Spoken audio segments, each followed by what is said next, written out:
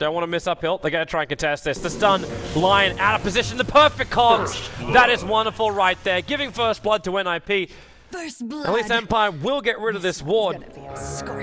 But the Clockwork cogs after the VS stun. No other way to control them. Empire will be able to block up some of the camps, so they've taken out this little sucker. This little, see it. Middle lane, smoke gank, resolution. He already used his static remnant, so there's not even a dodge. They push him back with a cogs and perfectly into the Light Striker array. Nipper running this rotation beautifully. Bottom lane, a little bit of a battle now onto Era as support has come in. It's going to be the Lina.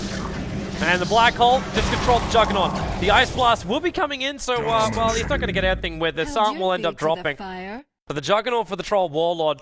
The Black Hole was committed, the Laguna Blade was not.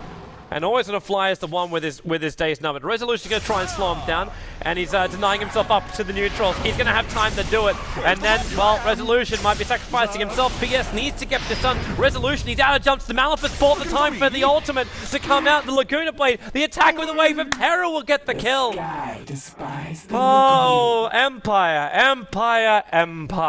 Dire's top tower Down is 7 under seconds attack. from now. Midnight Pulse lets him cut through the tree line silent. Omnic Slash is available. He's got a creep wave. The creep wave actually followed them up, so this isn't really an easy kill. He's actually got no other choice but to ulti. But Lina beat him to the punch. They take out the healing ward. Light Strike Array. Limp, in fact, attacking that way means he can't use a Light Strike Array.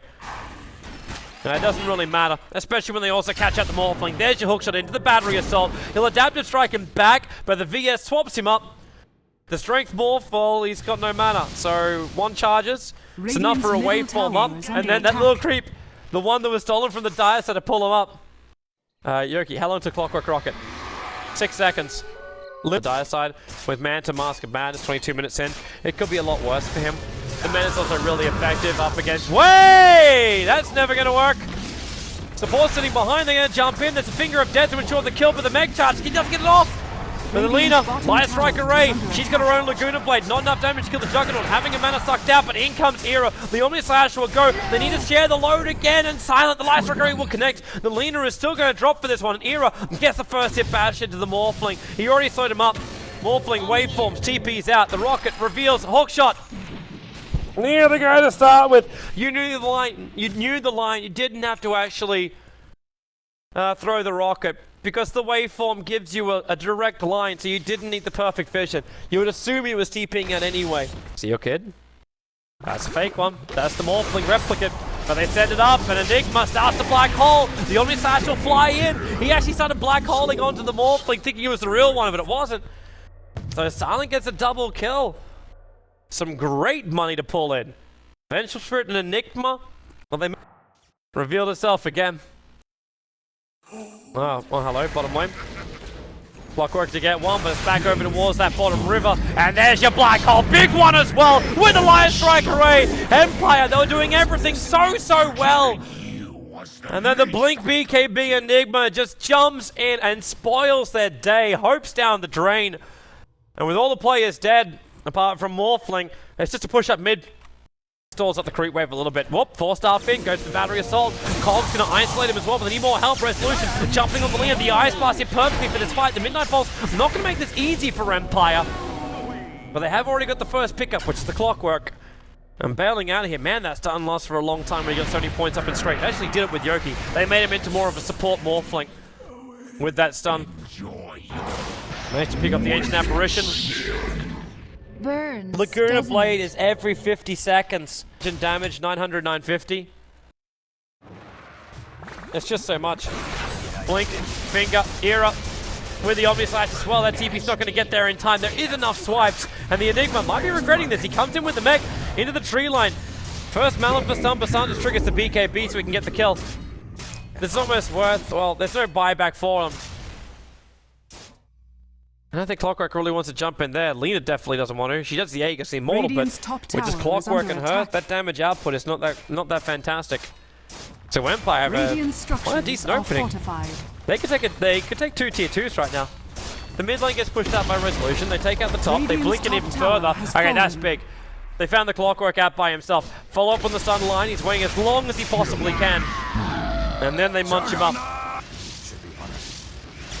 The Yellow Sentry was on the wrong target. if they're alive, and the jumper from low dance. Wait, what? Under attack. He jumped in right next to the Lina, but didn't react with the Hex.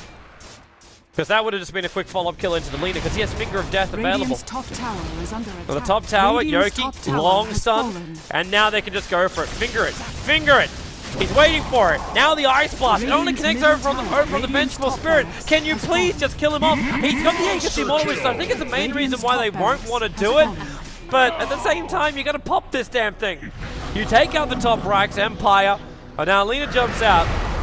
Light Strike Array off because he jumps to the Replicant. But Era stays in the chase. Midnight Pulse. It's on cooldown. And Yoki blinks the TP out. They don't get the vision in time. Light Strike Array's in the right position, but it's already too late. The Ice Blast will be coming in. Sun doesn't want to jump in just yet. Aegis the Immortal. That looks like 5-10 seconds. And the lead is just so low. Oh, I gotta laugh if she shatters. And that triggers the Aegis. Aegis gets reclaimed. No! Oh, she BKBs. Can't take any more damage. It's only a level 2 ulti, but it's the one with an Agnib's upgrade. And she had to use the BKB charge for it. Oh, that's just the worst timing in the world. Enigma, nice black hole, catching out Silent, but Lina can't do anything because Resolution isolates him. And now Silent, well, he doesn't have enough. Hero came in with the BKB and the Omni Slash. They are sharing the load until they can finally dump their load onto Silent's head. The Lion will drop. Always want to fly, they're trying to reach up to him with a level 3 swap, and they're in range. And that's why I always want to fly to go to the trees. Staying in the trees, but it's not enough. Magic Missile, they'll bring him down. Yoki, well, the buyback did just come. Well, actually from the Lina instead. Not from Empire. Empire do still have buybacks on the Storm and the Juggernaut. And Juggernaut will use this. They're trying to protect their mid-racks. The tier 3 tower is still going to drop. And the army conversions, they start in the range racks while Era, well, he triggers the ulti and wants to take out the melee, and he's going to be successful. There's no fortification. Storm Spirit jumps in, and already the Adaptive Strike, the Midnight Pulse, Resolution burning life points away. They will at least get the kill on the Lina. She's dead for a very, very long time after the buyback. But Silent, isolated Era, needs that bash. He can't find one. There's too many fakes on the field. But they brought down the full mid-racks. They move over. And Storm Spirit, Clockwork Hook shot up. They have to go for GG push. There's no buyback for Storm Spirit. They have an 80-second time. Or are they actually going to go for top? The tier 4 towers are dying in the meantime because the damage that Empire did to the top racks of NIP. Hence NIP, I thought they might just go for, like, in. But they're going to come back and just say, alright, we've got advantage in mid, we'll push in top later. The TPs can't be cancelled. Actually, Clockwork's one was. Silent, no ultimate for him. The Cogs to give a little bit of defense. Low Art Dance does have an Aghanim's Finger. So he can kill off that Clockwork pretty quickly, but they want to have multiple targets. Era is their primary one. They need to bring down Troll. Clockwork looks like he hookshot himself away over towards the Centaur camp. And Troll is back and safe. So NIP avoid the Empire chase. But they have Storm and Juggernaut's buybacks both on cooldown now. So all NIP have to do is wait until the Lina is up. As much damage as possible. Die. Soak up as much as possible, of course, while he does that. And then they just come for the victory. Silent, Laguna Blade so quick. And in comes Era. They've got the kill over on the Juggernaut. No buyback from him, and they isolate Resolution. This should be game right here in favor of NIP. They move up to the high ground. The follow-up's under Yoki. Omni Slash does nothing. The Finger, at least with the Aghanim's, it gets split up a little bit. The Morphling will buy back, but the creep wave's coming up through the mid. They should just go straight for GG push. Team Empire did a great job in game number 1 of winning. NIP, in this game number 2, everything just seemed to go right for them. They had great initiations from the start. Their movement across the map was perfect. There was a couple of questionable holes and questionable plays coming out from NIP where they did lose out pretty badly. But at the end of the day, they still actually draw up the series, so they go 1-1 here for the D2CL. And as far as the overall standings, I'm actually going to double check my figures right now. So with this, that was NIP's first series, so they go 1-1. And as far as Empire, they've been sitting pretty up on top. Their first game they played before was up against Virtus Pro, the main squad, not Polar, if it rest in pieces.